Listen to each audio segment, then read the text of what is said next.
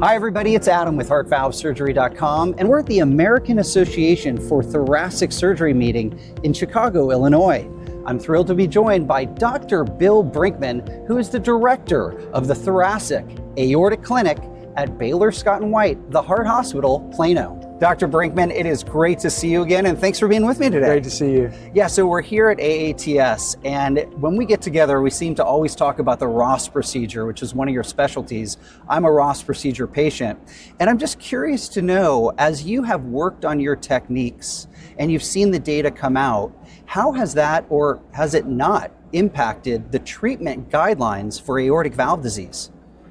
Well, the treatment guidelines for the use of the Ross is evolving, and there's more data coming out, but right now it has what we call a 2B indication, which means it's reasonable if it's done in a comprehensive Ross center where you have an experienced surgeon and an experienced imaging team that decides if you have the proper anatomy for the Ross.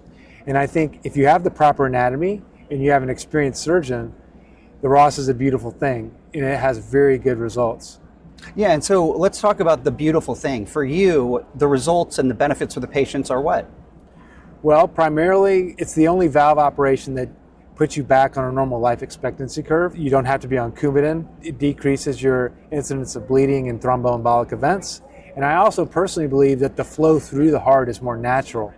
And the leaflets of the autograft are intended by nature to be leaflets. So I think there is some advantage to that. You mentioned the experience of the teams to perform the Ross procedure. I imagine a lot of patients are wondering, what does that mean? Is there a certain volume threshold in which is ideal for a patient to go actually get this very complex procedure done?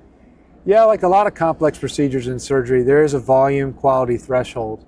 And Ross is a very complex procedure, and it takes years for a surgeon to get the cases where they would be considered an expert in the area. We are working with the societies also to help surgeons and centers become experts if they want to be experts. But I think it needs to be done in a very controlled manner rather than just small volume operators at small volume hospitals.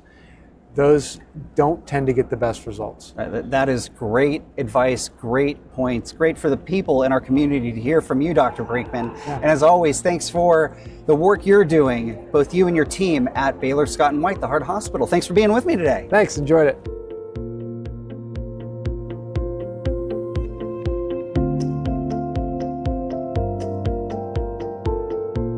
Hi everybody, it's Adam. I hope you enjoyed that video. And don't forget, you can always subscribe to our YouTube channel, watch the next 2 educational videos coming up on your screen, or click the blue button to visit HeartValveSurgery.com.